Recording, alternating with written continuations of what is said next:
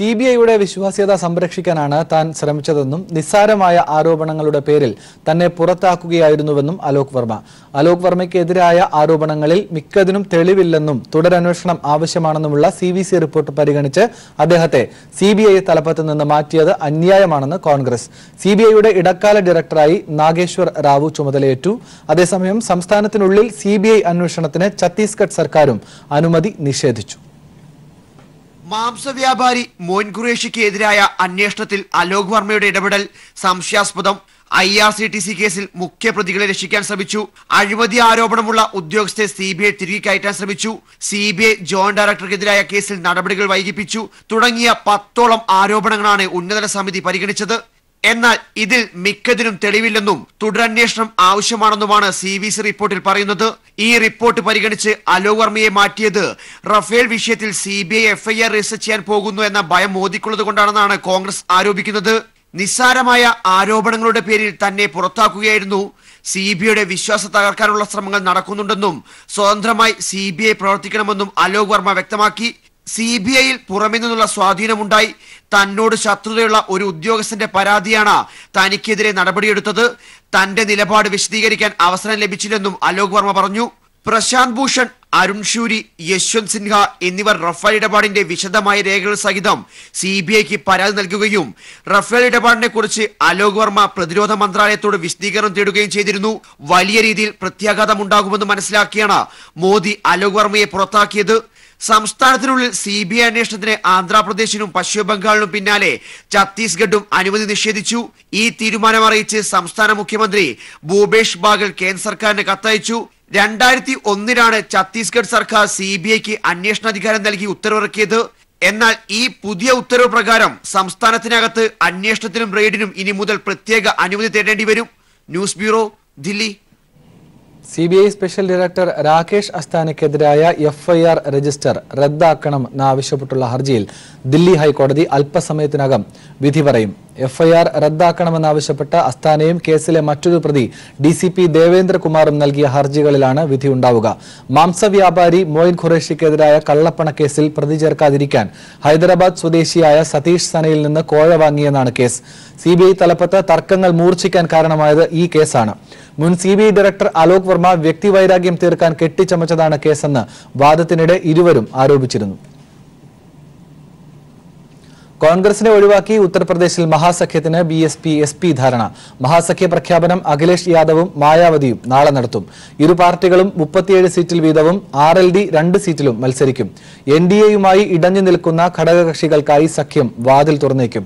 കോൺഗ്രസിന് എഴുതിത്തള്ളേണ്ടതില്ലെന്നും സംസ്ഥാനത്ത് കോൺഗ്രസ് ശക്തമായി തിരിച്ചുവരവ് നടത്തുമെന്നാണ് സഖ്യത്തിനുള്ള കോൺഗ്രസിന്റെ മറുപടി. കോൺഗ്രസിനെ ഒഴിവാക്കി ഉത്തർപ്രദേശിൽ പൊതുതെരഞ്ഞെടുപ്പ് നേരിടാനാണ് SP-BSP അന്തിമ ധാരണ. മായാവതിയും അഖിലേഷ് യാദവും നടത്തിയ മാരത്തൺ ചർച്ചകൾക്കൊടുവിലാണ് മഹാസഖ്യ രൂപീകരണത്തിലും സീറ്റ് വിഭജനത്തിലും അന്തിമ തീരുമാനമായത്. ഇത് സംബന്ധിച്ച ഔദ്യോഗിക പ്രഖ്യാപനം ഇരുവരും നാളെ ലക്നൌവിൽ നടത്തും. 80 സീറ്റുകളുള്ള UPയിൽ SP-യും BSP-യും 37 വീതം സീറ്റുകളിൽ മത്സരിക്കും. അജിത് സിംഗിന്റെ RLDക്ക് കൈരാന ഉൾപ്പെടെ 2 സീറ്റ് നൽകും. കോൺഗ്രസിനെ സഖ്യത്തിന്റെ ഭാഗമാക്കില്ലെങ്കിലും സോണിയയുടെ മണ്ഡലമായ റായ്ബറേലിയിലും രാഹുലിന്റെ മണ്ഡലമായ അമേഠിയിലും സഖ്യം സ്ഥാനാർത്ഥികളെ നിർത്തില്ല. NDAയുമായി ഇടഞ്ഞു നിൽക്കുന്ന ഘടകകക്ഷികൾക്കായി മഹാസഖ്യം വാതിൽ തുറന്നേക്കും. ഓം പ്രകാശ് രാജ്ഭറിന്റെ സുഹൽദേവ് പാർട്ടിക്ക് 1 സീറ്റ് നൽകുകയും അപ്നാദളിന്റെ 1 സീറ്റിൽ സ്ഥാനാർത്ഥിയെ നിർത്താതിരിക്കാനും സഖ്യം തയ്യാറാകും.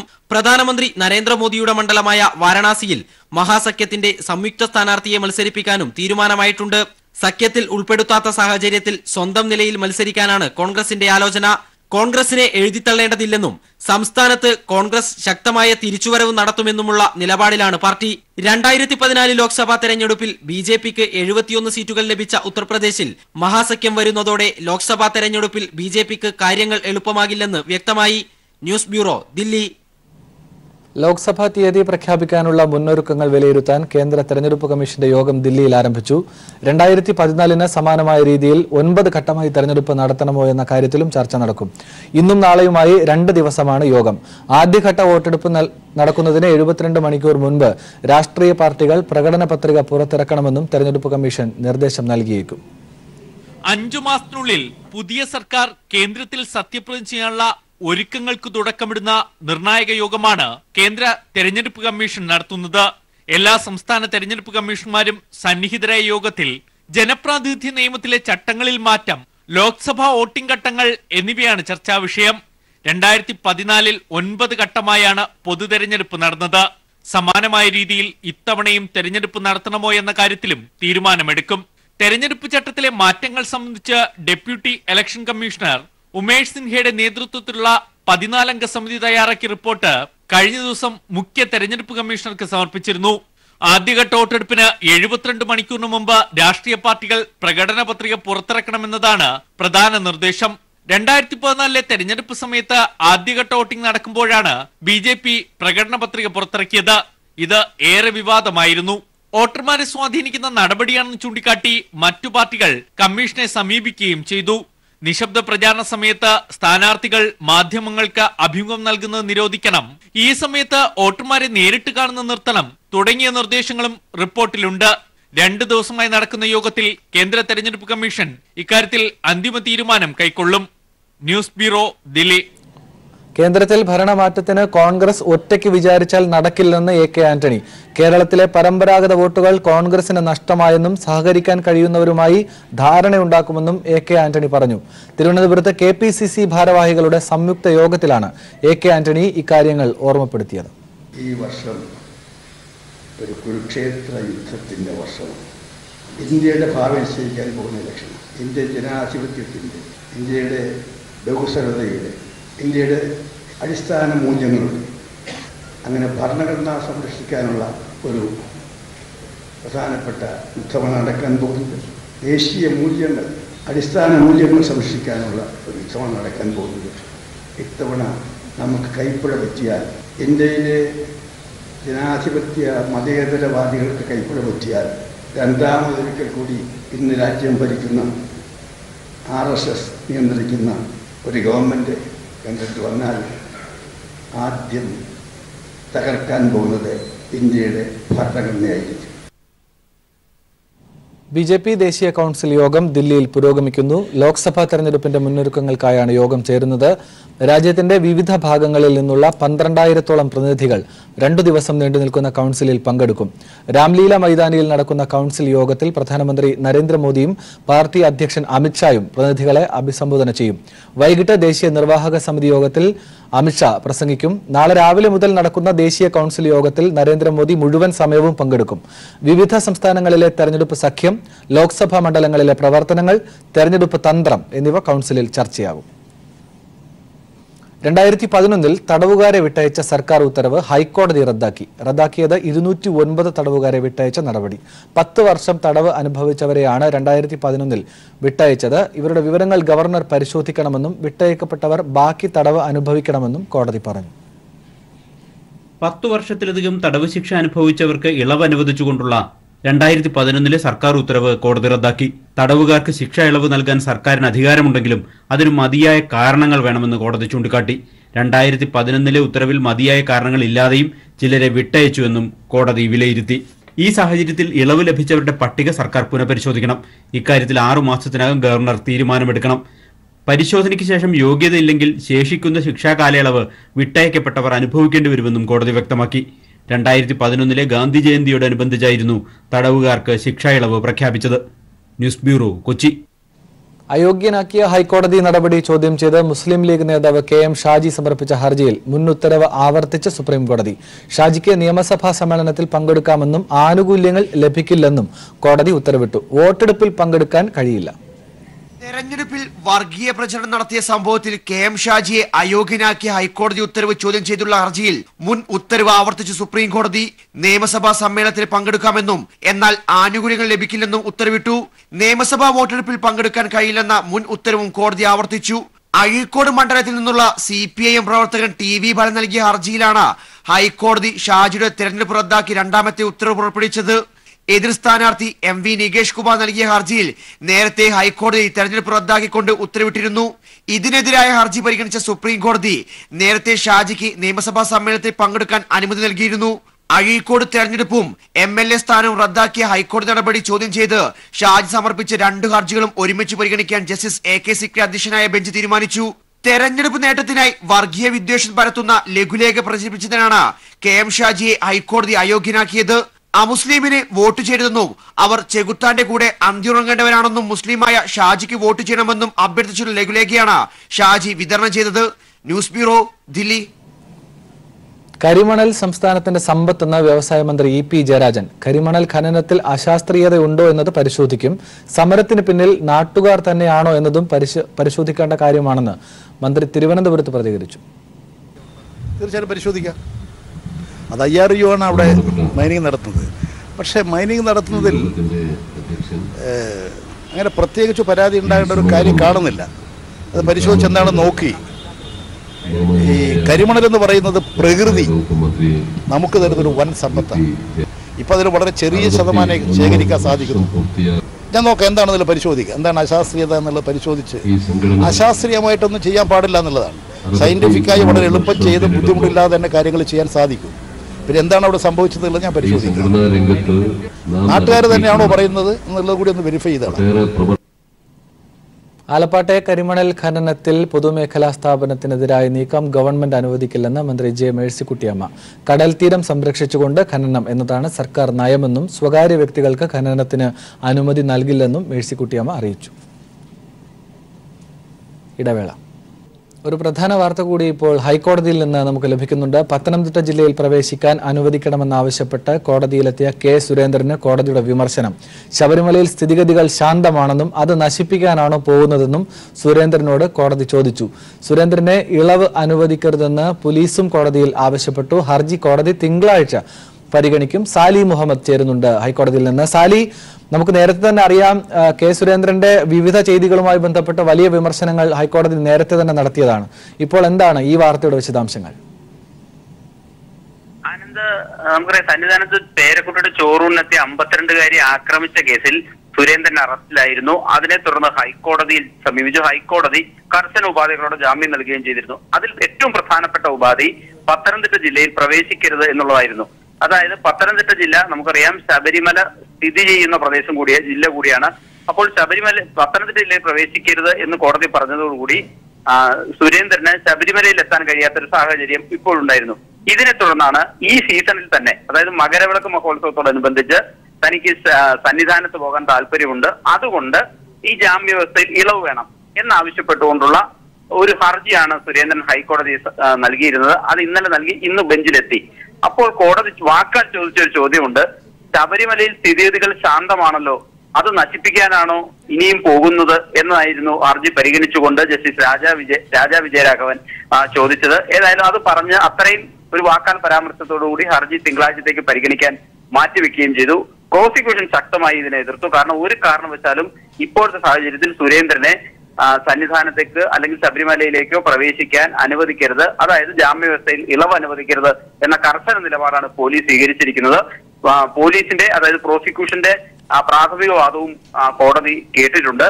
ഇനി സർക്കാരിനോട് എന്താണ് നിലപാട് എന്ന് അറിയിക്കാൻ ആവശ്യപ്പെട്ടിരിക്കുകയാണ്. തിങ്കളാഴ്ച അത് പരിഗണിക്കുമ്പോൾ സർക്കാർ നിലപാട് അറിയിക്കും. പ്രധാനപ്പെട്ട കാര്യം, കോടതി വാക്കാൽ നടത്തിയ പരാമർശം സുരേന്ദ്രന് വലിയ തോതിൽ എതിർപ്പ് നേരിട്ട ഒരു സാഹചര്യം തന്നെയാണുള്ളത്.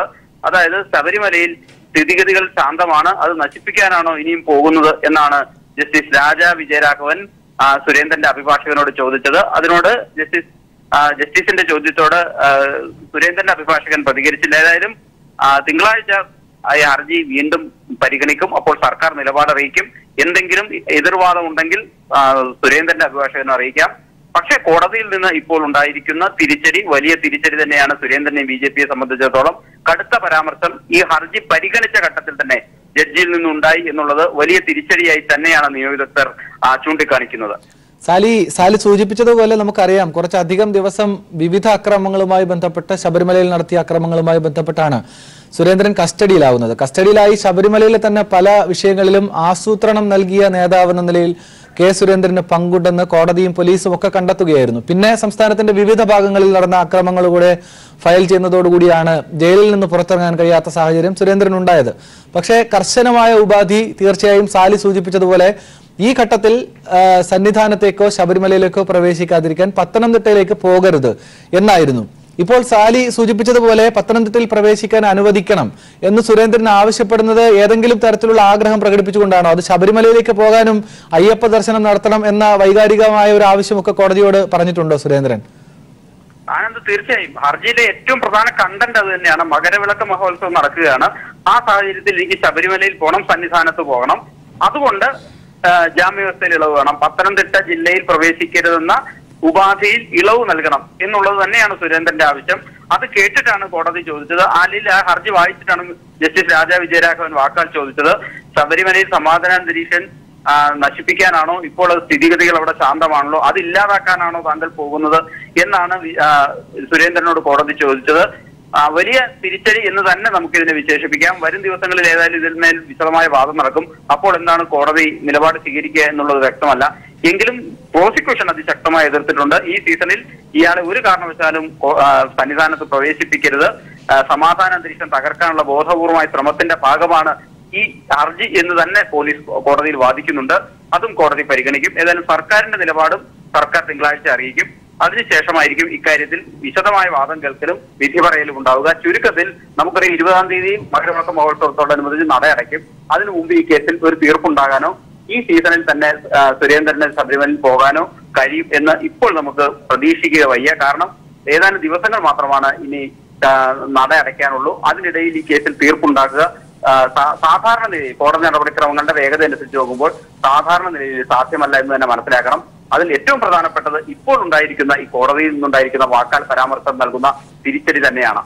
അതായത് സാലി ഏതായാലും വളരെ വ്യക്തിപരമായി നോക്കുമ്പോൾ കനത്ത തിരിച്ചടിയാണ് അറിയപ്പെടുന്ന ഒരു നേതാവ് എന്ന നിലയിൽ കൂടി ഇപ്പോൾ സുരേന്ദ്രൻ ഉണ്ടായിരിക്കുന്നത്. കോടതിയിൽ ഒരുപാട് രൂക്ഷ വിമർശനങ്ങളാണ് ശബരിമലയിൽ ഉണ്ടായ വിവിധ വിഷയങ്ങളുമായി ബന്ധപ്പെട്ട് പല ബെഞ്ചുകളും കെ സുരേന്ദ്രനെതിരെ ഉയർത്തിയത്. ഇപ്പോൾ ഇതാ പത്തനംതിട്ടയിലേക്ക് പ്രവേശിക്കരുത് എന്ന കർശന ഉപാധി പിൻവലിച്ച് തനിക്ക് മകരവിളക്കന് അയ്യപ്പനെ കാണണം എന്ന ദൈവവിശ്വാസത്തിന്റെ കൂടി ഒരു ആവശ്യം മുന്നോട്ട് വയ്ക്കുമ്പോഴും കോടതി അതേ നാണയത്തിലാണ് ഒരു ചോദ്യം മുന്നോട്ട് വയ്ക്കുന്നത്. ശബരിമലയിൽ ഇപ്പോൾ എല്ലാ കാര്യങ്ങളും ശാന്തമായി മുന്നോട്ട് പോവുകയാണ്, അതിനെല്ലാം തകിടം മറിക്കുകയാണോ ലക്ഷ്യം, ഉദ്ദേശം എന്ന ചോദ്യം വരുന്നത് തീർച്ചയായും ഒരു കനത്ത പ്രഹരമാണ്. പക്ഷെ ഇക്കാര്യത്തിൽ ഒരു വൈകാരിക പ്രശ്നമുണ്ട്. ദൈവത്തിനെ കാണണം അല്ലെങ്കിൽ അങ്ങനെ ഒരു വിശ്വാസത്തിന്റെ ഭാഗമുണ്ട്. ഇക്കാര്യത്തിൽ സർക്കാർ എടുക്കുന്ന നിലപാടായിരിക്കുമോ നിർണായകമാവുക സാലി? സ്വാഭാവികവും സർക്കാർ എടുക്കുന്ന നിലപാടും കോടതി പരിശോധിക്കുമെന്ന കാര്യത്തിൽ തർക്കമില്ല. കാരണം സർക്കാർ ഇതിനെ എതിർക്കും എന്ന് ഇന്നത്തെ പോലീസിന്റെ നിലപാടിൽ നിന്ന് നമുക്ക് വ്യക്തമാണ്. കാരണം സുരേന്ദ്രൻ ഈ ശബരിമല ഇഷ്യൂവുമായി ബന്ധപ്പെട്ട് സംസ്ഥാനത്തിന്റെ വിവിധ ഇടങ്ങളിൽ സുരേന്ദ്രനെതിരെ പലവിധ കേസുകൾ നിലവിലുണ്ട്. അതിനെ തുടർന്ന് അയാൾ അറസ്റ്റിലാവുകയും കുറെ നാൾ ജയിൽവാസം അനുഭവിക്കുകയും ചെയ്തു. ഒടുവിൽ സുരേന്ദ്രൻ തന്നെയാണ് ഹൈക്കോടതിയെ സമീപിച്ചത്, ജാമ്യം നേടിയത്. ആ ജാമ്യ വ്യവസ്ഥയിൽ പ്രധാന ഉപാധികളിൽ ഒന്ന് ഈ പത്തനംതിട്ട ജില്ലയിൽ പ്രവേശിക്കരുത് എന്നുള്ളത് തന്നെയാണ്. അതിൽ ഇളവാണ് ഇപ്പോൾ സുരേന്ദ്രൻ ആവശ്യപ്പെടുന്നത്. പക്ഷെ അതിനോട് സർക്കാർ എതിർക്കും എന്ന കാര്യത്തിൽ ഒരു തർക്കവുമില്ല. പോലീസ് അതിശക്തമായി തന്നെ എതിർക്കുന്നു. ഒരു കാരണവശാലും ഇളവ് അനുവദിക്കരുത്, ക്രമസമാധാന പ്രശ്നം ഉണ്ടാക്കുന്നതിന് വേണ്ടി തന്നെയാണ് ഈ ഹർജിയുമായി ഇപ്പോൾ എത്തിയിരിക്കുന്നത്. ഈ ഹർജിക്കാരന്റെ ലക്ഷ്യം സാധാരണ നിലയിലുള്ള ലക്ഷ്യമല്ല, ബോധപൂർവം ക്രമസമാധാനാന്തരീക്ഷം തകർക്കുക എന്ന ലക്ഷ്യത്തോടു കൂടി തന്നെയാണ് ഈ ഹർജിക്കാരൻ ഈ ആവശ്യം ഉന്നയിക്കുന്നതെന്ന് തന്നെയാണ് പോലീസ് ഇന്ന് വാദിച്ചത്. അത് കോടതി പരിഗണിച്ചു. അത് കേട്ടിട്ട് തന്നെയാണ് ജസ്റ്റിസ് രാജാ വിജയരാഘവൻ ചോദിച്ചത്, ഇത് ശരിയാണോ, സമാധാനാന്തരീക്ഷം തകർക്കാൻ ഉള്ള പോക്കാണോ ഇത് എന്ന അർത്ഥത്തിൽ കോടതിയിൽ നിന്നൊരു വാക്കാൽ പരാമർശം ഉണ്ടായി. സുരേന്ദ്രനെ സംബന്ധിച്ചിടത്തോളം ഇപ്പോഴത്തെ സാഹചര്യത്തിൽ ഇപ്പോൾ പ്രാഥമികമായി നമ്മൾ വിലയിരുത്തുമ്പോൾ ഈ പരാമർശം തന്നെ വലിയ തിരിച്ചടിയാണ്. ഇനി വരും ദിവസങ്ങളിൽ സുരേന്ദ്രനെതിരെയുള്ള കേസുകളുടെ വിവരങ്ങളും അയാൾ ഉൾപ്പെട്ടിട്ടുള്ള മറ്റ് ക്രൈമുകളുടെ വിവരങ്ങളും ഒക്കെ കോടതിയിൽ പോലീസ് സ്വാഭാവികമായി സമർപ്പിക്കും. അത് ഇതിന്മേൽ വാദം നടക്കും. അതിൽ കോടതി എന്ത് നിലപാട് സ്വീകരിക്കും എന്നുള്ളത് വ്യക്തമല്ല. ഏതായാലും ദിവസങ്ങളെടുക്കും ഈ പ്രക്രിയ പൂർത്തിയാകാൻ എന്നുള്ള ഉറപ്പാണ്. അതിനിടയിൽ ഒരുപക്ഷെ മകരവിളക്ക് മഹോത്സവവുമായി ബന്ധപ്പെട്ട് മകരവിളക്കം കഴിഞ്ഞിട്ടുണ്ടാവണം. ഒരു പക്ഷേ അതിനുശേഷം 19-20 സാലി ഘട്ടത്തിൽ തുടരുക. സാലി നൽകുന്ന ഈ വാർത്തയ്ക്ക് തീർച്ചയായും ഒരു പ്രസക്തി ഈ ഘട്ടത്തിൽ ഉള്ളതുകൊണ്ടാണ് നമ്മൾ ഇങ്ങനെ പരിശോധിക്കുന്നത്. ഇപ്പോൾ രാഷ്ട്രീയ നിരീക്ഷകൻ കൂടിയായ ഭാസുരേന്ദ്രബാബു നമ്മളോടൊപ്പം ചേരുന്നുണ്ട്. ഭാസുരേന്ദ്രബാബു, പത്തനംതിട്ടയിൽ പ്രവേശിക്കരുത് എന്ന കർശന ഉപാധിയോടുകൂടിയാണ് ജയിലിന് പുറത്തേക്ക് സുരേന്ദ്രനെ വിട്ടത്. ഇപ്പോൾ അദ്ദേഹം ആവശ്യപ്പെടുന്നത് അയ്യപ്പനെ കാണണം മകരവിളക്കുമായി ബന്ധപ്പെട്ട് എന്നാണ്. പക്ഷേ ആ ഹർജി പരിഗണിക്കുമ്പോൾ തന്നെ കോടതി ചോദിക്കുന്നത് ഏറ്റവും ശാന്തമായി കാര്യങ്ങൾ മുന്നോട്ട് പോവുകയാണ്. എല്ലാ സ്ഥിതിഗതികളെയും അട്ടിമറിക്കുന്ന ലക്ഷ്യമാണോ ഇനി മനസ്സിലുള്ളത് എന്നാണ് ചോദ്യം. ഹർജി പരിഗണിക്കുന്നത് തിങ്കളാഴ്ചത്തേക്ക് മാറ്റിയിട്ടുണ്ട്. പക്ഷേ ഈ ചോദ്യം വളരെ പ്രസക്തമാണ്. ഭാസുരേന്ദ്രബാബു, ശബരിമലയില് അല്ലെങ്കിൽ പത്തനംതിട്ട ജില്ലയിലേക്ക് വീണ്ടും വരണമെന്നൊക്കെ ആഗ്രഹിക്കാനുള്ള സ്വാതന്ത്ര്യമൊക്കെ അദ്ദേഹത്തിനുണ്ട്. അത് മാത്രമല്ല ആ ഹർജി പരിശോധിക്കുന്നതിന്റെ പ്രാഥമികമായ ഘട്ടത്തിൽ ഉള്ള ഒരു എന്താ പറയാ ഒരു പരാമർശം മാത്രമാണത് ആനന്ദ്. അതുകൊണ്ട് അത് ഏതെങ്കിലും നിലവാരത്തിൽ ഇതിന്റെ വിധിയെയൊക്കെ സ്വാധീനിക്കുമെന്നൊന്നും പറഞ്ഞുകൂടാ. പക്ഷെ ഒരു കാര്യം ഉറപ്പാണ്, പൊതുവിൽ കേരളത്തിൽ ഉണ്ടായിരിക്കുന്ന ഒരു മനോഗതി ഈ ഒരു കമന്റിലൂടെ, കോടതിയുടെ ഒരു വാക്കാൽ കമന്റിലൂടെ വെളിവാക്കപ്പെടുന്നുണ്ട് എന്നൊരു വസ്തുതയാണ്. കാരണം ശബരിമല കത്തി നിന്നിരുന്ന ഒരു സമയത്ത് അദ്ദേഹത്തിന്റെ പോക്കും ഉണ്ടായ വലിയ പ്രകടനങ്ങളും അതിനുശേഷം ഉണ്ടായ അറസ്റ്റും അതിനുശേഷം നാട്ടിലൊക്കെ നടത്തിയ പ്രസംഗങ്ങളും ഒക്കെ എല്ലാവരും കണ്ടുകൊണ്ടിരിക്കുകയാണല്ലോ. ആ കണ്ടുകൊണ്ടിരിക്കുന്നതിൽ നിന്ന് സുരേന്ദ്രൻ അദ്ദേഹം അവകാശപ്പെടുന്നത് പോലെ അത്ര നിസ്വാർത്ഥനായ ഒരാളോ അല്ലെങ്കിൽ സമാധാനകാംക്ഷയായ ഒരാളോ അല്ല എന്ന് അദ്ദേഹത്തിന്റെ പ്രവർത്തനങ്ങൾ പലവരും തെളിയിച്ചു കഴിഞ്ഞിട്ടുണ്ട്. കോടതിയുടെ ആ കമന്റിൽ അതിന്റെ കൂടിയൊരു സ്വാധീനമുണ്ട്. അതാണ് അതിനകത്ത് വ്യക്തമാക്കപ്പെടുന്നത്. ശരിക്കും പത്തനംതിട്ട ജില്ലയിൽ വന്നാൽ എന്താണ്, ശബരിമലയിലേക്ക് എത്തിയാൽ എന്താണ് സുരേന്ദ്രനെ പോലെയുള്ളവർക്ക് ചെയ്യാനുള്ളത് എന്നതിനെ സംബന്ധിച്ച് കോടതിക്ക് ഒരു അസസ്മെന്റ് ഉണ്ട്. ആ അസസ്മെന്റ് ആണ് അദ്ദേഹത്തിന്റെ കമന്റിലൂടെ വെളിവാക്കപ്പെടുന്നത്. ആ നിലയ്ക്ക് ഈ കഴിഞ്ഞ കാലഘട്ടങ്ങളിൽ, കഴിഞ്ഞ 2-3 മാസങ്ങൾക്കുള്ളിൽ സംഘപരിവാർ ഒന്നിച്ചും ഭിന്നിച്ചും ഒക്കെ അവിടെ ചെയ്തു കൂട്ടിയ പ്രവർത്തനങ്ങൾ അത് സാധാരണ ആളുകൾക്ക് മനസ്സിലാകുന്നത് പോലെ തന്നെ കോടതിക്കും ബോധ്യപ്പെട്ട് കഴിഞ്ഞതാണ്. അതുകൊണ്ട് താൽക്കാലികമായിട്ടാണെങ്കിലും പൊതുവെ ശാന്തതയിലേക്ക് സഞ്ചരിക്കുന്ന ഈ ശബരിമലയുടെ പൊതുപശ്ചാത്തലം ഒരിക്കൽ കൂടി കുഴപ്പങ്ങളിലേക്ക് എത്തിക്കണമോ എന്ന നിലയ്ക്ക് ആലോചിക്കുന്ന ആരും സുരേന്ദ്രനെ പോലെയുള്ള ആൾക്കാരെ കണ്ടാൽ ചോദിച്ചു പോകുന്ന, ചിന്തിച്ചു പോകുന്ന സ്വാഭാവിക ആവൽസംഖ്യ മാത്രമാണ് കോടതിയുടെ പരാമർശത്തിൽ വെളിവാക്കപ്പെടുന്നത്. അത് ഒരു പൊതുവിൽ ഉണ്ടായിരിക്കുന്ന ഒരു അവസ്ഥയുടെ പ്രകാശനം എന്ന നിലയ്ക്ക് നമുക്ക് എടുക്കുമ്പോൾ അദ്ദേഹത്തിന്റെ ഹർജി പരിശോധിക്കുമ്പോൾ ഏതൊക്കെ നിലവാരത്തിലായിരിക്കും കോടതി അതിനോട് പ്രതികരിക്കുന്നത് എന്ന് നമുക്ക് ആ തിരുന്ന് കാണാം. അതായത് ഭാസ്വരേന്ദ്ര ബാബു സൂചിപ്പിക്കുന്നത് ഈ ഘട്ടത്തിൽ ശബരിമലയുമായി ബന്ധപ്പെട്ട സംഘപരിവാർ സംഘടനകൾ ഉയർത്തിയ സമരം വിശ്വാസത്തിനെ പശ്ചാത്തലമാക്കി ഉള്ളതല്ല എന്ന് പൊതുസമൂഹം തിരിച്ചറിഞ്ഞിട്ടുണ്ട് എന്നും അതിന്റെ ഒരു പ്രതിഫലനം കോടതിയിലും ഉണ്ടായി എന്ന നിലയിലുള്ള നിരീക്ഷണമാണോ താങ്കൾ നടത്തുന്നത്? അതിനോടൊപ്പം ഈ സുരേന്ദ്രൻ നേരിട്ട് നിയമങ്ങളെ അട്ടിമറിക്കുന്നതിനും അപ്പുറത്തേക്ക് വലിയ നിലയിൽ അക്രമങ്ങൾക്ക് നേതൃത്വപരമായ ആസൂത്രണം നൽകിയെന്ന് നേരത്തെ തന്നെ ഹൈക്കോടതി പല ബെഞ്ചുകളും നിരീക്ഷിച്ചതുമാണ് ഭാസ്വരേന്ദ്ര ബാബു. ഇല്ല, ഞാൻ പറയുന്നത് നമുക്ക് അതിന്റെ പൂർണ്ണമായ രൂപങ്ങളൊന്നും ഇല്ലെങ്കിലും അറസ്റ്റ് ചെയ്യുന്ന സമയത്ത് അദ്ദേഹം അറസ്റ്റ് ചെയ്യപ്പെടുന്ന നിമിഷങ്ങൾ നടത്തിയ പ്രവർത്തനങ്ങൾ, ഇരുമുടിക്കെട്ടുമായി നടത്തിയ കളികൾ, അതിന്റെ രീതി, പോലീസിനെ അവമതിക്കുന്ന രീതിയിലുള്ള അദ്ദേഹത്തിന്റെ ശൈലികൾ, അതിനുശേഷം അറസ്റ്റ് ചെയ്യപ്പെട്ട ശേഷം ജയിലിൽ ചെല്ലുന്ന സമയത്ത് പോലീസ് കസ്റ്റഡിയിൽ വെച്ച് നടത്തിയ പ്രകടനങ്ങൾ, ജയിലിൽ എത്തിക്കഴിഞ്ഞതിന് ശേഷം അദ്ദേഹത്തിന് സംഭവിക്കുന്ന ഭയങ്കര വ്യാകുലതകൾ, ഇതൊക്കെ എന്തൊക്കെയാണ് കാണിച്ചു കൂട്ടിയത്? ജയിലിലേക്ക് പോകുന്ന ആദ്യത്തെ രാഷ്ട്രീയ നേതാവൊന്നും അല്ലല്ലോ സുരേന്ദ്രൻ. ആ നിലയ്ക്ക് ദുർബലരായ ആളുകളാണിവർ. ഒരു ജയിലെന്ന് കാണുമ്പോഴേക്കും ശരിക്കും അടിവസ്ത്രത്തിൽ മൂത്രമൊഴിച്ചു പോകുന്ന ഭയം അവരെ വല്ലാതെ ബാധിക്കുന്നവരാണ്. എങ്ങനെയെങ്കിലും ഇറങ്ങിയാ മതി എന്നാലോചിച്ചു പോകുന്ന ഇത്തരം രാഷ്ട്രീയ പ്രവർത്തകർ, അങ്ങനെയാണല്ലോ അവർ സ്വയം വിശേഷിപ്പിക്കുന്നത്. അവരുടെയൊക്കെ ഒരു അവസ്ഥ മലയാളികൾ കണ്ടു. അങ്ങനെ കാണുകയും അതിനകത്ത് അവർക്ക് എത്തിച്ചേരാവുന്ന സ്വാഭാവികമായ കാര്യം അശാന്തമായ ഒരു ശബരിമലയാണ് അവർക്കിഷ്ടം. അല്ലെങ്കിൽ തങ്ങളുടെ ഒരു സഹജമായ ഹിംസാവാസന പ്രകാശിപ്പിക്കാൻ കഴിയുന്ന രീതിയിൽ അശാന്തമായ ഒരു കേരളം, അശ്രാന്തമായ ഒരു ശബരിമല, ഇതൊക്കെ ആഗ്രഹിക്കുന്ന ആളുകളാണ് അവർ എന്നവർ തെളിയിച്ചിട്ടുണ്ടല്ലോ, തെളിയിച്ചിട്ടുണ്ടല്ലോ. അപ്പൊ ആ സാഹചര്യത്തിലാണ് ഇങ്ങനെ ഒരു കമന്റ് വരുന്നത്. അല്ലാതെ ഒരാളെ ഒരു അപേക്ഷ വന്നാൽ ഉടനെ ശാന്തമായ അവിടെ കാര്യങ്ങൾ പോകുന്നതിൽ എന്താണ് ഇത്ര ബുദ്ധിമുട്ട് എന്ന് ആരും ചോദിക്കാറില്ലല്ലോ. കോടതി സഹജമായി ചോദിച്ചു പോകുന്നതാണ് ഈ കമന്റ് എന്നാണ് എനിക്ക് തോന്നുന്നത്. ആരും വ്യക്തമാണ്. രാഷ്ട്രീയ നിരീക്ഷകൻ ഭാസ്വരേന്ദ്ര ബാബു, താങ്കളുടെ നിരീക്ഷണം വ്യക്തമാണ്. ഈ ഘട്ടത്തിൽ ഞങ്ങളുടെ പ്രതിനിധി സാലി കൂടി തുടരുന്നുണ്ട് നമ്മളോടൊപ്പം. സാലി, ഭാസ്വരേന്ദ്ര ബാബു സൂചിപ്പിച്ചതുപോലെ ഒരു സമൂഹത്തിന്റെ ഒരു സ്വാഭാവിക പ്രതിഫലനം കൂടിയാണ് ഇങ്ങനെ ഒരു സഹജമായ ഒരു കമന്റാണ് കോടതിയുടെ ഭാഗത്ത് നിന്ന് ഉണ്ടായതെന്ന് പറയാം. പക്ഷെ നമുക്ക് അറിയാം, നമ്മളിതിന്റെ ഈ വിഷയങ്ങളൊക്കെ ആദ്യഘട്ടം മുതൽ പരിഗണിക്കുമ്പോൾ ഒരു ഘട്ടം കഴിയുമ്പോൾ മാധ്യമങ്ങൾ ഉൾപ്പെടെ ഇത്തരക്കാരെ ഒഴിവാക്കുകയായിരുന്നു. പൊതുവിൽ കേരളത്തിലെ എല്ലാ മാധ്യമങ്ങളും ഇവരുടെ വാക്കുകളെ ഒഴിവാക്കുകയായിരുന്നു. കാരണം വലിയ നിലയിലുള്ള കലാപ ഭീഷണികൾ, രാഷ്ട്രീയമായി ശബരിമലയെ വിശ്വാസത്തിനെ ഉപയോഗിക്കാൻ വേണ്ടിയ നീക്കങ്ങൾ, അതിനെയൊക്കെ മാറ്റി നിർത്തുകയായിരുന്നു. പക്ഷേ സുരേന്ദ്രനെ സംബന്ധിച്ച് നോക്കുമ്പോൾ നമുക്കറിയാം, നേരിട്ട് ഇപ്പോൾ ഭാസ്കരേന്ദ്ര ബാബുക്ക് സൂചിപ്പിച്ചതുപോലെ ഇരുമുടിക്കെട്ടുമായും നിരോധനാജ്ഞ ലംഘിക്കാനും ഒക്കെ പല സ്ഥലങ്ങളിലും, നിരക്കലിലടക്കം പല ഘട്ടങ്ങളിലും എത്തിയതാണ്. പക്ഷെ അതിനുമപ്പുറത്തേക്ക് പോലീസ് കോടതിയെ ധരിപ്പിക്കുന്നത് പല ആസൂത്രിതമായ ആക്രമണങ്ങൾക്കും നേതൃപരമായ പങ്ക് സുരേന്ദ്രൻ അടക്കമുള്ളവർ വഹിച്ചിട്ടുണ്ട് എന്നാണ്. അതുകൊണ്ട് തന്നെ ഇവരുടെ ഈ പത്തനംതിട്ട ജില്ലയിലേക്കും ശബരിമലയിലേക്കും ഒക്കെയുള്ള ഇവരുടെ സാന്നിധ്യം വലിയ നിലയിൽ അക്രമങ്ങൾ ആസൂത്രണം ചെയ്യാൻ അണികൾക്ക് പ്രേരണ നൽകുകയും ആ നിലയിൽ ഒരു നേതൃത്വം ഇവർ ഏറ്റെടുക്കുകയും ചെയ്യും എന്ന ഗുരുതര പ്രശ്നം പോലീസ് പലപ്പോഴും ചൂണ്ടിക്കാണിച്ചിരുന്നു. സാലി, ആനന്ദ്, ഏറ്റവും പ്രധാനപ്പെട്ട കാര്യം നമുക്കറിയാം, സുരേന്ദ്രന് ഇത്തരത്തിൽ സുരേന്ദ്രന് ശബരിമലയിൽ കയറാൻ കഴിയാത്ത സാഹചര്യം ഉണ്ടായതിനു ശേഷമാണ് സുപ്രീം കോടതി വിധി അവിടെ നടപ്പിലായത് അടക്കമുള്ള കാര്യങ്ങൾ നടന്നത്. സുരേന്ദ്രൻ അടക്കം ഒട്ടേറെ പേർക്ക് ഇത്തരം വിലക്കുകൾ പല കോടതികൾ നൽകിയിട്ടുണ്ട്. സുരേന്ദ്രൻ അടക്കം ജാമ്യം ലഭിച്ച പലർക്കും ഹൈക്കോടതിയും കീഴ്ക്കോടതികളും ഒക്കെ ജാമ്യം നൽകിയത് പത്തനംതിട്ട ജില്ലയിൽ അടക്കം പ്രവേശിക്കരുത് എന്ന ഉപാധികളോടുകൂടിയായിരുന്നു. ആ ഉപാധികൾ പൊതുവിൽ സുപ്രീം കോടതി വിധി, യുവതീ പ്രവേശനം സംബന്ധിച്ച് സുപ്രീം കോടതി വിധി നടപ്പിലാക്കപ്പെടുന്ന ഒരു സാഹചര്യം ഉണ്ടാക്കുകയും പല യുവതികൾ ശബരിമലയിൽ പ്രവേശിക്കുകയും ചെയ്തിട്ടുണ്ട്. അപ്പൊ സ്വാഭാവികമായും പോലീസ് മുന്നോട്ട് വെക്കാൻ പോകുന്ന പ്രധാന വാദങ്ങളിലൊന്നും ഇത് തന്നെയാണ്.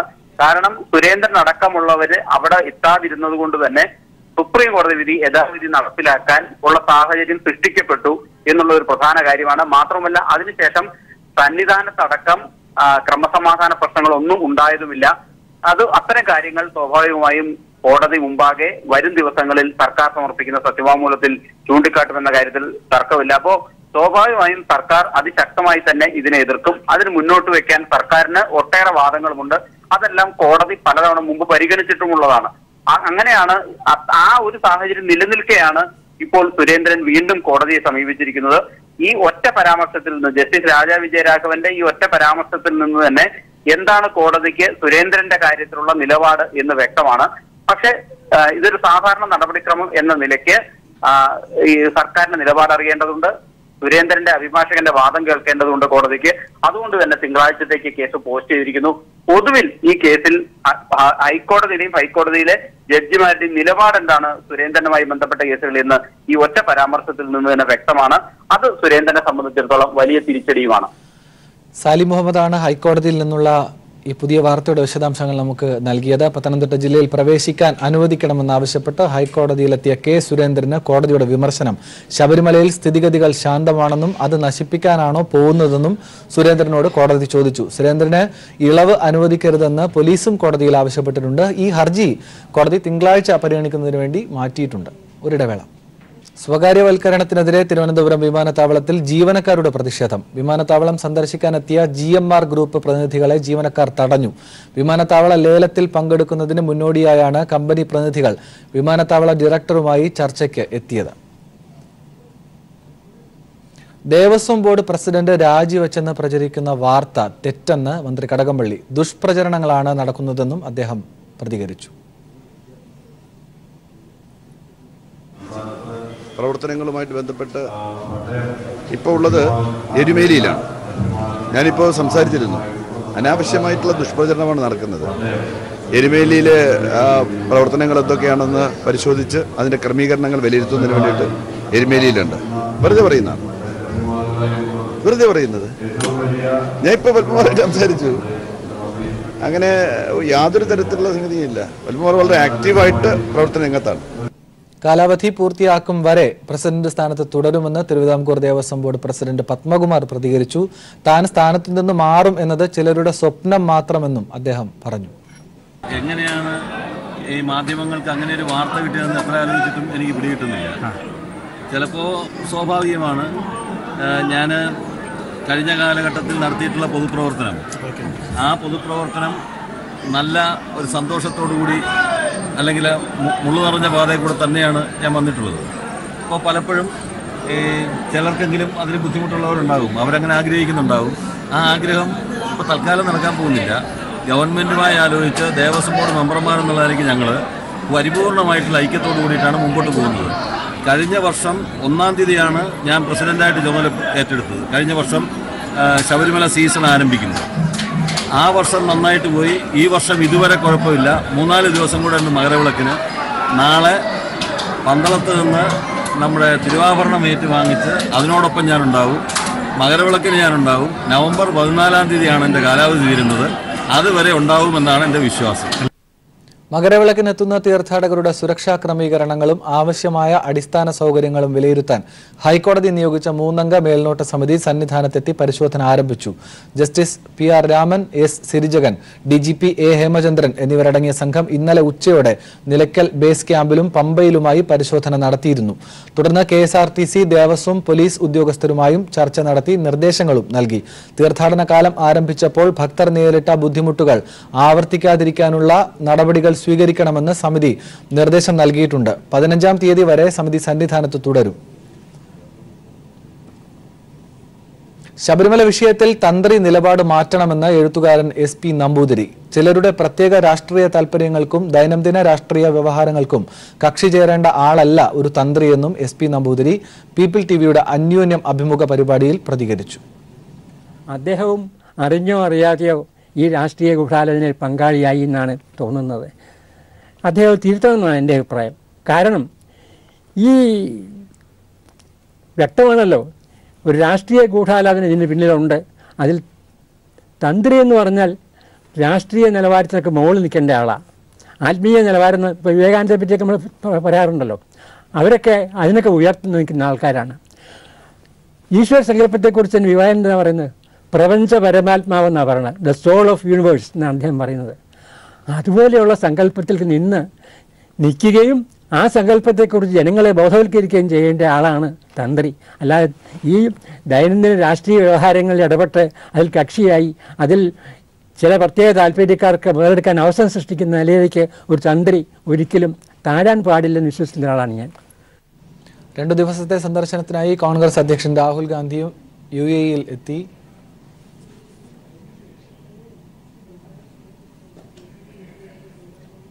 ദുബായിലും അബുദാബിയിലും നടക്കുന്ന വിവിധ പരിപാടികളിൽ രാഹുൽ ഗാന്ധി സംബന്ധിക്കും. ദുബായ് ക്രിക്കറ്റ് സ്റ്റേഡിയത്തിൽ ഇന്ന് വൈകിട്ട് 4 മണിക്ക് രാഹുൽ പങ്കെടുക്കുന്ന സാംസ്കാരിക സമ്മേളനം നടക്കും.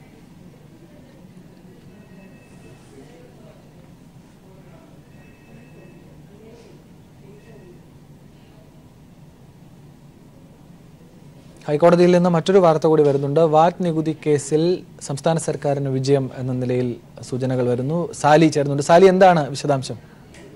ആനന്ദ്, ഈ വാറ്റ് നികുതി നിർണയത്തിൽ സർക്കാരിന് GST നിലവിൽ വന്നതിന് ശേഷം വാറ്റ് നികുതി നിർണയിക്കാനും മറ്റ് സംസ്ഥാന സർക്കാരുകൾക്ക് അവകാശമുണ്ടോ എന്നത് സംബന്ധിച്ച ഒരു നിർണായക ചോദ്യമാണ് പല ഹർജികളായി ഹൈക്കോടതിയിൽ എത്തിയിരുന്നത്.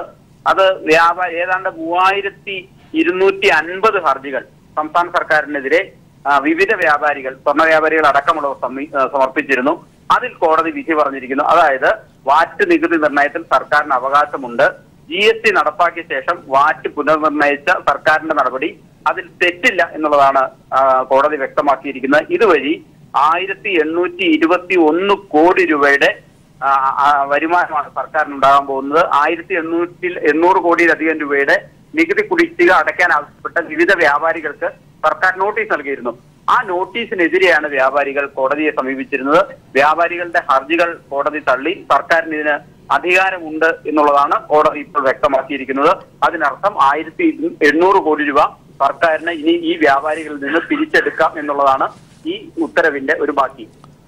വ്യക്തമാണ്. വാറ്റ് നികുതി കേസിൽ സർക്കാരിന് വിജയം ഉണ്ടായിരിക്കുന്നു. ഹൈക്കോടതിയുടെ നിർണായകമായ തീരുമാനം വന്നിരിക്കുന്നു. സാലിയാണ് വിശദാംശങ്ങൾ നൽകിയത്. മനുഷ്യനെ ബഹിരാകാശത്തെത്തിക്കുന്ന ഗഗയാൻ പദ്ധതി 2021 പൂർത്തിയാകുമെന്ന് ISRO. 32 പുതിയ പദ്ധതികളാണ് ISRO 2019 ലക്ഷ്യമിടുന്നത്. പദ്ധതിയുടെ പൂർത്തീകരണങ്ങൾ നടന്നുവരികയാണെന്ന് ISRO ചെയർമാൻ K. ശിവൻ വ്യക്തമാക്കി. മനുഷ്യനെ ബഹിരാകാശത്തെത്തിക്കുന്ന ISROയുടെ മിഷൻ ഗഗയാൻ പദ്ധതിക്ക് തുടക്കമാകുന്നു. 2019 32 പുതിയ പദ്ധതികൾക്കാണ് ISRO ലക്ഷ്യമിടുന്നതെന്ന് ചെയർമാൻ K. ശിവൻ ബംഗളൂരുവിൽ നടന്ന പത്രസമ്മേളനത്തിൽ അറിയിച്ചു. 2019 പ്രഥമ ദൌത്യങ്ങളായ ഗഗയാൻ, GSAT-20 എന്നീ പദ്ധതികളെക്കുറിച്ചും പുതിയ ആശയങ്ങളെക്കുറിച്ചും അദ്ദേഹം അറിയിച്ചു. ഇവയുടെ പൂർത്തീകരണങ്ങൾ നടന്നു വരികയാണെന്നും അദ്ദേഹം പറഞ്ഞു. ഇതോടെ ജനലക്ഷങ്ങളുടെ വർഷങ്ങളായുള്ള സ്വപ്നമാണ് സാക്ഷാത്കരിക്കാൻ പോകുന്നത്. ജൂലൈ 2021 ഗഗയാൻ പദ്ധതി പൂർത്തീകരിക്കാനാവുമെന്നാണ് പ്രതീക്ഷയെന്നും അദ്ദേഹം കൂട്ടിച്ചേർത്തു. പദ്ധതിയുടെ വിജയത്തിനായി റഷ്യയുടെ സഹകരണം ആവശ്യപ്പെടുമെന്നും അദ്ദേഹം പത്രസമ്മേളനത്തിൽ അറിയിച്ചു. News desk. Confederation of real estate developers association of India Kozhikode chapter സംഘടിപ്പിക്കുന്ന 27ാമത് സെനറ്റർ ബൈ സെറ CREDAI property show Malabar chamber of commerce president Shyam Sundar ഉദ്ഘാടനം ചെയ്തു. കോഴിക്കോട് സരോവരം പാർക്കിന് എതിർവശം PVK ഗ്രൗണ്ടിൽ സംഘടിപ്പിച്ചിരിക്കുന്ന പ്രോപ്പർട്ടി ഷോ 13-ന് സമാപിക്കും. രാവിലെ 10:30 മുതൽ രാത്രി 9:30 വരെയാണ് ഷോ ടൈം. പ്രോപ്പർട്ടി ഷോയിൽ കേരളത്തിലെ ഏറ്റവും വിശ്വാസ്യതയുള്ള ബിൽഡർമാർ ഒരുക്കുന്ന ഭവനങ്ങൾ സ്വന്തമാക്കാം.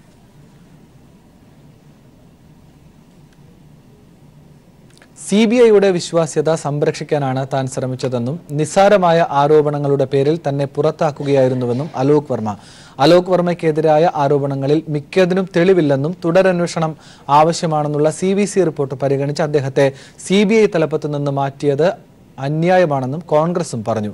CBIയുടെ ഇടക്കാല ഡയറക്ടറായി നാഗേശ്വർ റാവു ചുമതലയേറ്റു. അതേസമയം സംസ്ഥാനത്തിനുള്ളിൽ CBI അന്വേഷണത്തിന് ഛത്തീസ്ഗഡ് സർക്കാരും അനുമതി നിഷേധിച്ചു. മാംസവ്യാപാരി മോൻ ഖുറേഷിക്ക് എതിരായ അന്വേഷണത്തിൽ അലോക് വർമ്മയുടെ ഇടപെടൽ സംശയാസ്പദം. IRCTC കേസിൽ മുഖ്യപ്രതികളെ രക്ഷിക്കാൻ ശ്രമിച്ചു. അഴിമതി ആരോപണമുള്ള ഉദ്യോഗസ്ഥരെ CBI തിരികെ കയറ്റാൻ ശ്രമിച്ചു. CBI ജോയിന്റ് ഡയറക്ടർക്കെതിരായ കേസിൽ നടപടികൾ വൈകിപ്പിച്ചു. തുടങ്ങിയ 10ഓളം ആരോപണങ്ങളാണ് ഉന്നതതല സമിതി പരിഗണിച്ചത്. എന്നാൽ ഇതിൽ മിക്കതിനും തെളിവില്ലെന്നും തുടരന്വേഷണം ആവശ്യമാണെന്നുമാണ് CVC റിപ്പോർട്ടിൽ പറയുന്നത്. ഈ റിപ്പോർട്ട് പരിഗണിച്ച് അലോക് വർമ്മയെ മാറ്റിയത് റഫേൽ വിഷയത്തിൽ CBI FIR രജിസ്റ്റർ ചെയ്യാൻ പോകുന്നു എന്ന ഭയം മോദിക്കുള്ളത് കൊണ്ടാണെന്നാണ് കോൺഗ്രസ് ആരോപിക്കുന്നത്. നിസ്സാരമായ ആരോപണങ്ങളുടെ പേരിൽ തന്നെ പുറത്താക്കുകയായിരുന്നു. CBIയുടെ വിശ്വാസം തകർക്കാനുള്ള ശ്രമങ്ങൾ നടക്കുന്നുണ്ടെന്നും സ്വതന്ത്രമായി CBI പ്രവർത്തിക്കണമെന്നും അലോക് വർമ്മ വ്യക്തമാക്കി. CBIയിൽ പുറമെ നിന്നുള്ള സ്വാധീനമുണ്ടായി. തന്നോട് ശത്രുതയുള്ള ഒരു ഉദ്യോഗസ്ഥന്റെ പരാതിയാണ് തനിക്കെതിരെ നടപടിയെടുത്തത്. തന്റെ നിലപാട് വിശദീകരിക്കാൻ അവസരം ലഭിച്ചില്ലെന്നും അലോക് വർമ്മ പറഞ്ഞു. പ്രശാന്ത് ഭൂഷൺ, അരുൺ ഷൂരി, യശ്വന്ത് സിൻഹ എന്നിവർ റഫേൽ ഇടപാടിന്റെ വിശദമായ രേഖകൾ സഹിതം CBIക്ക് പരാതി നൽകുകയും റഫേൽ ഇടപാടിനെ കുറിച്ച് അലോക് വർമ്മ പ്രതിരോധ മന്ത്രാലയത്തോട് വിശദീകരണം തേടുകയും ചെയ്തിരുന്നു. വലിയ രീതിയിൽ പ്രത്യാഘാതമുണ്ടാകുമെന്ന് മനസ്സിലാക്കിയാണ് മോദി അലോക് വർമ്മയെ പുറത്താക്കിയത്.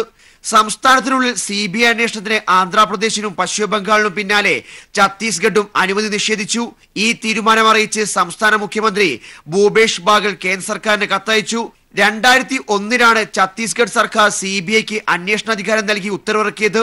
എന്നാൽ ഈ പുതിയ ഉത്തരവ് പ്രകാരം സംസ്ഥാനത്തിനകത്ത് അന്വേഷണത്തിനും റെയ്ഡിനും ഇനി മുതൽ പ്രത്യേക അനുമതി തേടേണ്ടി വരും. News bureau, Delhi. കോൺഗ്രസിനെ ഒഴിവാക്കി ഉത്തർപ്രദേശിൽ മഹാസഖ്യത്തിന് BSP-SP ധാരണ. മഹാസഖ്യ പ്രഖ്യാപനം അഖിലേഷ് യാദവും മായാവതിയും നാളെ നടത്തും. ഇരു പാർട്ടികളും 37 സീറ്റിൽ വീതവും RLD 2 സീറ്റിലും മത്സരിക്കും. NDAയുമായി ഇടഞ്ഞു നിൽക്കുന്ന ഘടകകക്ഷികൾക്കായി സഖ്യം വാതിൽ തുറന്നേക്കും. കോൺഗ്രസിനെ ഒഴിവാക്കി ഉത്തർപ്രദേശിൽ പൊതുതെരഞ്ഞെടുപ്പ് നേരിടാനാണ് SP-BSP അന്തിമധാരണ. മായാവതിയും അഖിലേഷ് യാദവും നടത്തിയ മാരത്തൺ ചർച്ചകൾക്കൊടുവിലാണ് മഹാസഖ്യ രൂപീകരണത്തിലും സീറ്റ് വിഭജനത്തിലും അന്തിമ തീരുമാനമായത്. ഇത് സംബന്ധിച്ച ഔദ്യോഗിക പ്രഖ്യാപനം ഇരുവരും നാളെ ലക്നൌവിൽ നടത്തും. 80 സീറ്റുകളുള്ള UPയിൽ SP-യും BSP-യും 37 വീതം സീറ്റുകളിൽ മത്സരിക്കും. അജിത് സിംഗിന്റെ RLDക്ക് കൈരാന ഉൾപ്പെടെ 2 സീറ്റ് നൽകും. കോൺഗ്രസിനെ സഖ്യത്തിന്റെ ഭാഗമാക്കില്ലെങ്കിലും സോണിയയുടെ മണ്ഡലമായ റായ്ബറേലിയിലും രാഹുലിന്റെ മണ്ഡലമായ അമേഠിയിലും സഖ്യം സ്ഥാനാർത്ഥികളെ നിർത്തില്ല. NDAയുമായി ഇടഞ്ഞു നിൽക്കുന്ന ഘടകകക്ഷികൾക്കായി മഹാസഖ്യം വാതിൽ തുറന്നേക്കും. ഓം പ്രകാശ് രാജ്ഭറിന്റെ സുഹൽദേവ് പാർട്ടിക്ക് 1 സീറ്റ് നൽകുകയും അപ്നാദളിന്റെ 1 സീറ്റിൽ സ്ഥാനാർത്ഥിയെ നിർത്താതിരിക്കാനും സഖ്യം തയ്യാറാകും. പ്രധാനമന്ത്രി നരേന്ദ്രമോദിയുടെ മണ്ഡലമായ വാരണാസിയിൽ മഹാസഖ്യത്തിന്റെ സംയുക്ത സ്ഥാനാർത്ഥിയെ മത്സരിപ്പിക്കാനും തീരുമാനമായിട്ടുണ്ട്. സഖ്യത്തിൽ ഉൾപ്പെടുത്താത്ത സാഹചര്യത്തിൽ സ്വന്തം നിലയിൽ മത്സരിക്കാനാണ് കോൺഗ്രസിന്റെ ആലോചന. കോൺഗ്രസിനെ എഴുതിത്തള്ളേണ്ടതില്ലെന്നും സംസ്ഥാനത്ത് കോൺഗ്രസ് ശക്തമായ തിരിച്ചുവരവ് നടത്തുമെന്നുമുള്ള നിലപാടിലാണ് പാർട്ടി. 2014 ലോക്സഭാ തെരഞ്ഞെടുപ്പിൽ BJPക്ക് 71 സീറ്റുകൾ ലഭിച്ച ഉത്തർപ്രദേശിൽ മഹാസഖ്യം വരുന്നതോടെ ലോക്സഭാ തെരഞ്ഞെടുപ്പിൽ BJPക്ക് കാര്യങ്ങൾ എളുപ്പമാകില്ലെന്ന് വ്യക്തമായി. News bureau, Delhi. മതസൗഹാർദ്ദത്തിന്റെ വിളംബരവുമായി ചരിത്രപ്രസിദ്ധമായ എരുമേലി പേട്ടതുള്ളൽ നടന്നു. അയ്യപ്പൻ മഹിഷിയെ കൊന്നതിലുള്ള സന്തോഷ പ്രകടനമാണ് പേട്ടതുള്ളൽ എന്നാണ് ഐതിഹ്യം. ചെറിയ ധർമ്മശാസ്ത്ര ക്ഷേത്രത്തിൽ നിന്ന് വലിയ ധർമ്മശാസ്ത്ര ക്ഷേത്രത്തിലേക്ക് അമ്പലപ്പുഴ, ആലങ്ങാട് സംഘങ്ങളാണ് പേട്ടതുള്ളിയത്. ആകാശത്ത് കൃഷ്ണപ്പരുന്ത് പ്രത്യക്ഷപ്പെട്ടപ്പോഴാണ് സമൂഹ പെരിയോൻ ചന്ദ്രശേഖരൻ നായരുടെ നേതൃത്വത്തിലുള്ള അമ്പലപ്പുഴ സംഘം ആദ്യം പേട്ടതുള്ളിയത്.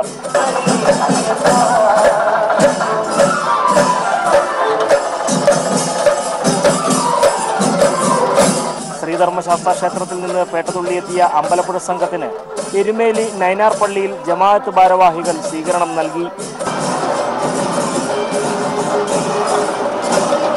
വാവരുടെ പ്രതിനിധിയായി ജമാഅത്ത് ഭാരവാഹി പേട്ടതുള്ള സംഘത്തിനൊപ്പം വലിയ ധർമ്മശാസ്ത്ര ക്ഷേത്രം വരെ അനുഗമിച്ചു. അയ്യപ്പന്റെ പിതൃസ്ഥാനീയരായ ആലങ്ങാട് സംഘം പെരിയോൻ അമ്പാടത്ത് വിജയകുമാറിന്റെ നേതൃത്വത്തിലാണ് പേട്ടതുള്ളിയത്. വാവരുടെ പ്രതിനിധി അമ്പലപ്പുഴ സംഘത്തിനൊപ്പം ശബരിമലയ്ക്ക് പോയെന്ന വിശ്വാസമുള്ളതിനാൽ ആലങ്ങാട് സംഘം വാവര് പള്ളിയിൽ കയറില്ല. പേട്ടതുള്ളലിന് ശേഷം വലിയ തോട്ടിൽ കുളിച്ച് അമ്പലപ്പുഴ ആലങ്ങാട് സംഘങ്ങൾ ശബരിമലയിലേക്ക് തിരിക്കും. മതമൈത്രിയും നാടിന്റെ സമാധാന അന്തരീക്ഷവും തകർക്കാൻ ശ്രമിക്കുന്ന ഈ കാലഘട്ടത്തിൽ മതസൗഹാർദ്ദത്തിന്റെയും യഥാർത്ഥ ഭക്തിയുടെയും സമ്മേളനമാണ് ഈ എരുമേലി പേട്ടതുള്ളൽ. എരുമേലിയിൽ നിന്നും ക്യാമറാമാൻ സാംജിത് ആർപ്പുക്കരയോടൊപ്പം TP പ്രശാന്ത്. ലോക്സഭാ തീയതി പ്രഖ്യാപിക്കാനുള്ള മുന്നൊരുക്കങ്ങൾ വിലയിരുത്താൻ കേന്ദ്ര തെരഞ്ഞെടുപ്പ് കമ്മീഷന്റെ യോഗം ദില്ലിയിൽ ആരംഭിച്ചു. 2014 സമാനമായ രീതിയിൽ 9 ഘട്ടമായി തെരഞ്ഞെടുപ്പ് നടത്തണമോ എന്ന കാര്യത്തിലും ചർച്ച നടക്കും. ഇന്നും നാളെയുമായി 2 ദിവസമാണ് യോഗം. ആദ്യഘട്ട വോട്ടെടുപ്പ് നടക്കുന്നതിന് 72 മണിക്കൂർ മുൻപ് രാഷ്ട്രീയ പാർട്ടികൾ പ്രകടന പത്രിക പുറത്തിറക്കണമെന്നും തെരഞ്ഞെടുപ്പ് കമ്മീഷൻ നിർദ്ദേശം നൽകിയേക്കും. 5 മാസത്തിനുള്ളിൽ പുതിയ സർക്കാർ കേന്ദ്രത്തിൽ സത്യപ്രതിജ്ഞ ചെയ്യാനുള്ള ഒരുക്കങ്ങൾക്ക് തുടക്കമിടുന്ന നിർണായക യോഗമാണ് കേന്ദ്ര തെരഞ്ഞെടുപ്പ് കമ്മീഷൻ നടത്തുന്നത്. എല്ലാ സംസ്ഥാന തെരഞ്ഞെടുപ്പ് കമ്മീഷണർമാരും സന്നിഹിതരായ യോഗത്തിൽ ജനപ്രാതിനിധ്യ നിയമത്തിലെ ചട്ടങ്ങളിൽ മാറ്റം, ലോക്സഭാ വോട്ടിംഗ് ഘട്ടങ്ങൾ എന്നിവയാണ് ചർച്ചാ വിഷയം. 2014 9 ഘട്ടമായാണ് പൊതു തെരഞ്ഞെടുപ്പ് നടന്നത്. സമാനമായ രീതിയിൽ ഇത്തവണയും തെരഞ്ഞെടുപ്പ് നടത്തണമോ എന്ന കാര്യത്തിലും തീരുമാനമെടുക്കും.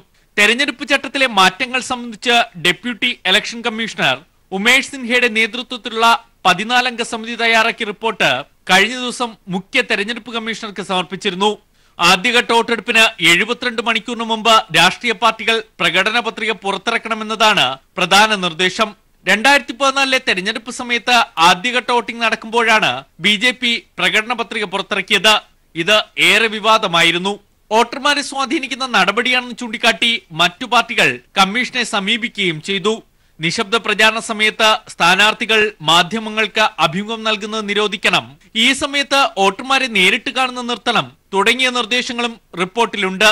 2 ദിവസമായി നടക്കുന്ന യോഗത്തിൽ കേന്ദ്ര തെരഞ്ഞെടുപ്പ് കമ്മീഷൻ ഇക്കാര്യത്തിൽ അന്തിമ തീരുമാനം കൈക്കൊള്ളും. News bureau, Delhi. കേന്ദ്രത്തിൽ ഭരണമാറ്റത്തിന് കോൺഗ്രസ് ഒറ്റയ്ക്ക് വിചാരിച്ചാൽ നടക്കില്ലെന്ന് AK ആന്റണി. കേരളത്തിലെ പരമ്പരാഗത വോട്ടുകൾ കോൺഗ്രസിന് നഷ്ടമായെന്നും സഹകരിക്കാൻ കഴിയുന്നവരുമായി ധാരണയുണ്ടാക്കുമെന്നും AK ആന്റണി പറഞ്ഞു. തിരുവനന്തപുരത്ത് KPCC ഭാരവാഹികളുടെ സംയുക്ത യോഗത്തിലാണ് AK ആന്റണി ഇക്കാര്യങ്ങൾ പറഞ്ഞത്. ഈ വർഷം ഒരു കുരുക്ഷേത്ര യുദ്ധത്തിന്റെ വർഷമാണ്. ഇന്ത്യയുടെ ഭാവി നിശ്ചയിക്കാൻ പോകുന്ന ഇലക്ഷൻ, ഇന്ത്യൻ ജനാധിപത്യത്തിൻ്റെ, ഇന്ത്യയുടെ ബഹുസ്വരതയുടെ, ഇന്ത്യയുടെ അടിസ്ഥാന മൂല്യങ്ങളുടെ, അങ്ങനെ ഭരണഘടന സംരക്ഷിക്കാനുള്ള ഒരു പ്രധാനപ്പെട്ട യുദ്ധമാണ് നടക്കാൻ പോകുന്നത്. ദേശീയ മൂല്യങ്ങൾ, അടിസ്ഥാന മൂല്യങ്ങൾ സംരക്ഷിക്കാനുള്ള ഒരു യുദ്ധമാണ് നടക്കാൻ പോകുന്നത്.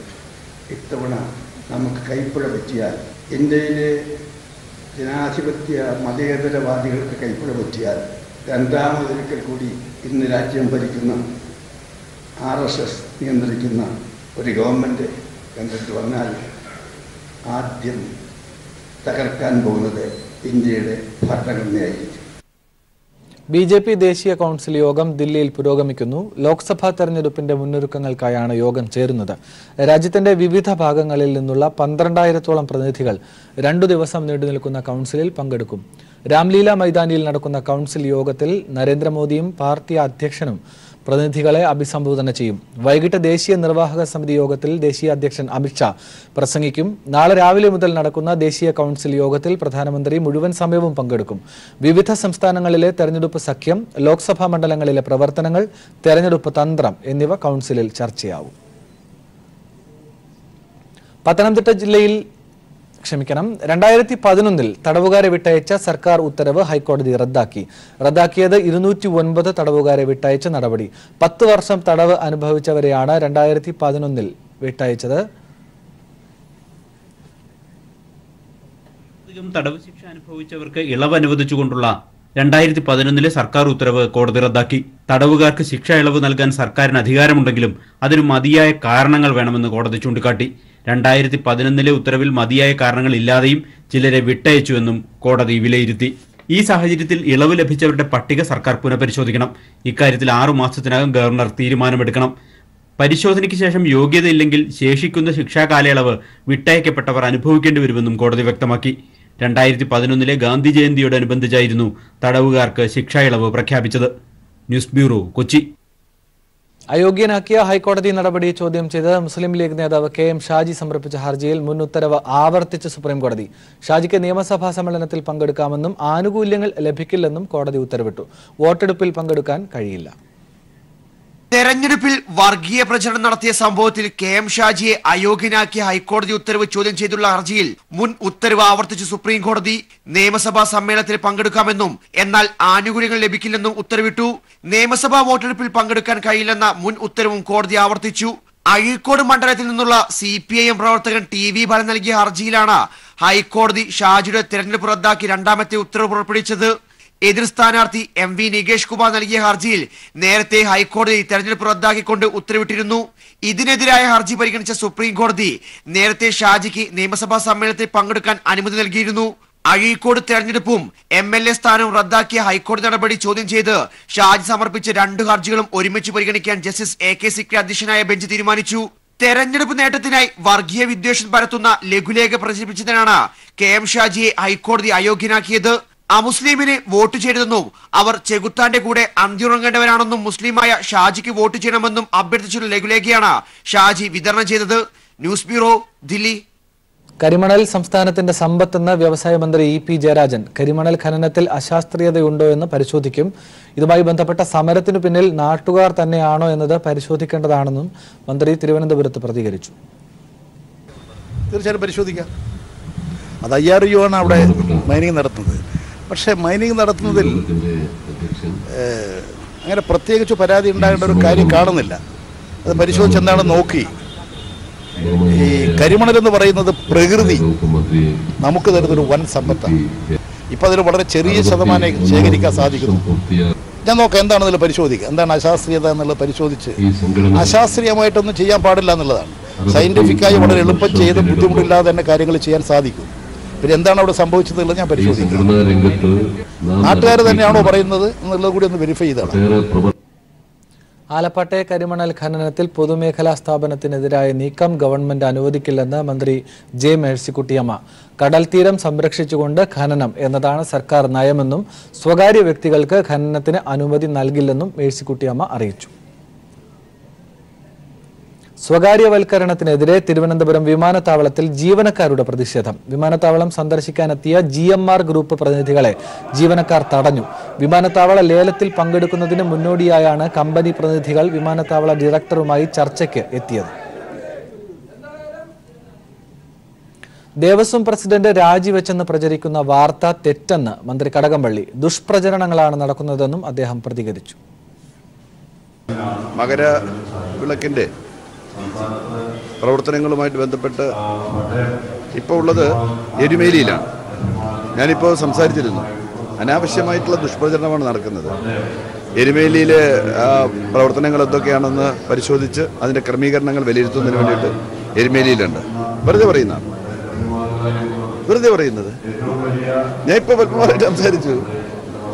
അങ്ങനെ യാതൊരു തരത്തിലുള്ള സംഗതിയില്ല. പത്മകുമാർ വളരെ ആക്റ്റീവായിട്ട് പ്രവർത്തന രംഗത്താണ്. കാലാവധി പൂർത്തിയാക്കും വരെ പ്രസിഡന്റ് സ്ഥാനത്ത് തുടരുമെന്ന് തിരുവിതാംകൂർ ദേവസ്വം ബോർഡ് പ്രസിഡന്റ് പത്മകുമാറും പ്രതികരിച്ചു. താൻ സ്ഥാനത്തു നിന്ന് മാറും എന്നത് ചിലരുടെ സ്വപ്നം മാത്രമെന്നും അദ്ദേഹം പ്രതികരിച്ചു. എങ്ങനെയാണ് ഈ മാധ്യമങ്ങൾക്ക് അങ്ങനെ ഒരു വാർത്ത കിട്ടിയതെന്ന് എത്ര ആലോചിച്ചിട്ടും എനിക്ക് പിടികിട്ടുന്നില്ല. ചിലപ്പോൾ സ്വാഭാവികമാണ്. ഞാൻ കഴിഞ്ഞ കാലഘട്ടത്തിൽ നടത്തിയിട്ടുള്ള പൊതുപ്രവർത്തനം, ആ പൊതുപ്രവർത്തനം നല്ല ഒരു സന്തോഷത്തോടു കൂടി അല്ലെങ്കിൽ മുള്ളു നിറഞ്ഞ പാതയിൽ കൂടെ തന്നെയാണ് ഞാൻ വന്നിട്ടുള്ളത്. അപ്പോൾ പലപ്പോഴും ചിലർക്കെങ്കിലും അതിന് ബുദ്ധിമുട്ടുള്ളവരുണ്ടാകും. അവരങ്ങനെ ആഗ്രഹിക്കുന്നുണ്ടാകും. ആ ആഗ്രഹം ഇപ്പോൾ തൽക്കാലം നടക്കാൻ പോകുന്നില്ല. ഗവൺമെൻറ്റുമായി ആലോചിച്ച് ദേവസ്വം ബോർഡ് മെമ്പർമാരെന്നുള്ള നിലയ്ക്ക് ഞങ്ങൾ പരിപൂർണമായിട്ടുള്ള ഐക്യത്തോടു കൂടിയിട്ടാണ് മുമ്പോട്ട് പോകുന്നത്. കഴിഞ്ഞ വർഷം 1-ാം തീയതിയാണ് ഞാൻ പ്രസിഡൻ്റായിട്ട് ചുമതല ഏറ്റെടുത്തത്. കഴിഞ്ഞ വർഷം ശബരിമല സീസൺ ആരംഭിക്കുന്നത്. ആ വർഷം നന്നായിട്ട് പോയി. ഈ വർഷം ഇതുവരെ കുഴപ്പമില്ല. 3-4 ദിവസം കൂടെ ഉണ്ട് മകരവിളക്കിന്. നാളെ പന്തളത്ത് നിന്ന് നമ്മുടെ തിരുവാഭരണം ഏറ്റുവാങ്ങിച്ച് അതിനോടൊപ്പം ഞാനുണ്ടാവും.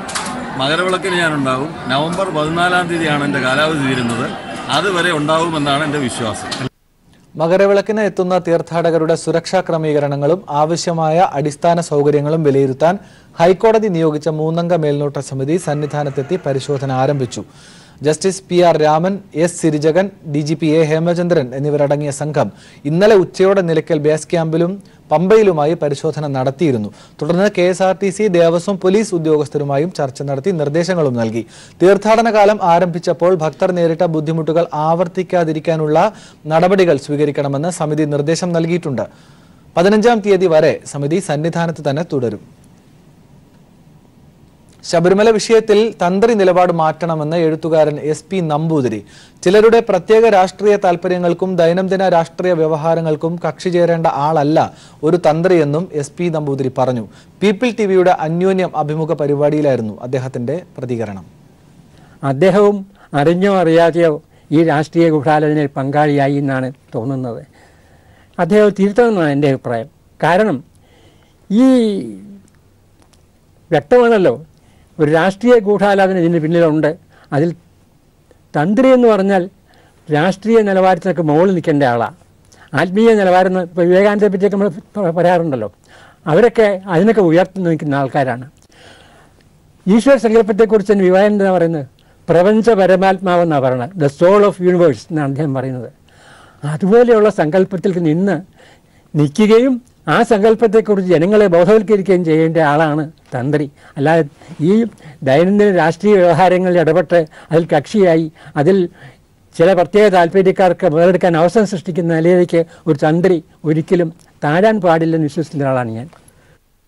രാകേഷ് അസ്താനയ്ക്കെതിരായ FIR രജിസ്റ്റർ റദ്ദാക്കണമെന്ന ആവശ്യം ദില്ലി ഹൈക്കോടതി തള്ളിയിരിക്കുന്നു. ഇപ്പോൾ ഹരീഷ് ചേരുന്നുണ്ട് വിവരങ്ങളുമായി. ഹരീഷ്, എന്താണ് കോടതി ഇക്കാര്യത്തിൽ നിരീക്ഷിച്ചത്? വിശദാംശങ്ങൾ എന്താണ്? ആനന്ദ് 2:30 കൂടി തന്നെയാണ് ഇവ വിധി പ്രസ്താവം ഉണ്ടായിരിക്കുന്നത്. കുറെ ദിവസങ്ങളായി തന്നെ ഇതിന്റെ വാദം കേൾക്കുന്നുണ്ടായിരുന്നു കോടതി. ദില്ലി ഹൈക്കോടതിയാണ് ഇപ്പോൾ ഉത്തരവ് ഇറക്കിയിരിക്കുന്നത്. തനിക്കെതിരെ കൈക്കൂലി കേസ് റദ്ദാക്കണമെന്ന് ആവശ്യപ്പെട്ട് CBIയുടെ ഉപമേധാവിയായിരുന്ന രാകേഷ് അസ്താന സമർപ്പിച്ച ഹർജിയാണ് ഇപ്പോൾ തള്ളിയിരിക്കുന്നു. അത് അദ്ദേഹം കോഷ്യൻ ആവശ്യപ്പെട്ടാണ് അതിന് രംഗത്ത് വന്നിരുന്നത്. തനിക്കെതിരെ ഉണ്ടായ ആരോപണങ്ങൾ ശരിയല്ല എന്നതായിരുന്നു അദ്ദേഹത്തിന്റെ പ്രധാനപ്പെട്ട വാദം. ഇതെല്ലാം തന്നെ തെറ്റായ നടപടിയാണ്, താൻ അങ്ങനെ ഒരു കൈക്കൂലി വാങ്ങിയിട്ടില്ല എന്നെല്ലാം തന്നെ ചൂണ്ടിക്കാണിച്ചാണ് അദ്ദേഹം ഈ FIR രജിസ്റ്റർ ചെയ്യണമെന്ന് ആവശ്യപ്പെട്ടുകൊണ്ട് തന്നെ മുന്നോട്ട് വന്നിരിക്കുന്നത്. ആ അടിസ്ഥാനത്തിലാണ് ഇപ്പോൾ കോടതി ആ കേസ് നിരന്തരമായി വാദം കേട്ടുന്നത്. അതിന്റെ അടിസ്ഥാനത്തിൽ ഇപ്പോൾ ഹൈക്കോടതി കേസ് റദ്ദാക്കില്ലെന്ന് പറഞ്ഞിരിക്കുന്നു, FIR റദ്ദാക്കില്ലെന്നാണ് വ്യക്തമാക്കിയത്. അപ്പോൾ അദ്ദേഹത്തിനെതിരെയുള്ള കേസിൽ ഇനി കൂടുതൽ അന്വേഷണ നടപടി